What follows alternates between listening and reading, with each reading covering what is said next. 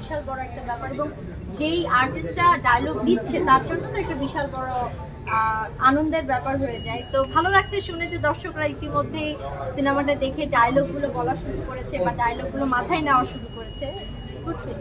এর আগেও আমার কাছে মনে হয় যে আপনি প্রডিউসার নাকি ডিরেক্টর নাকি রাইটার নাকি আর্টিস্ট, তার চাইতে বড় কথা হচ্ছে আমি যখন একটা কাজের সাথে আমি জড়িত থাকবো, আমার সম্পৃক্ততা থাকবে, তখন সেই কাজের জন্য যতটুকুন এফোর্ট দেওয়া সেটা আমি দেব।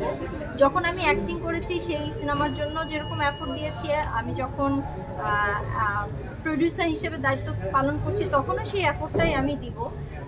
এই কারণেই আসলে দৌড়াদৌড়ি করা, কারণ সিনেমা তো আসলে একজনকে দিয়ে হয় না, সিনেমা অনেক মানুষ নিয়ে হয়। ইভেন আমি জার্নালিস্টদেরকেও ধন্যবাদ জানাতে চাই, কারণ আবারও বলি সিনেমা অনেকজনকে নিয়ে হয়। এই যে আমার কথাগুলো মাধ্যম আপনারা পৌঁছে দিচ্ছেন দর্শকদের কাছে, এর জন্য তো আসলে আপনারও তো অংশ এই সিনেমার। সো এফোর্ট আসলে একার না, সবার।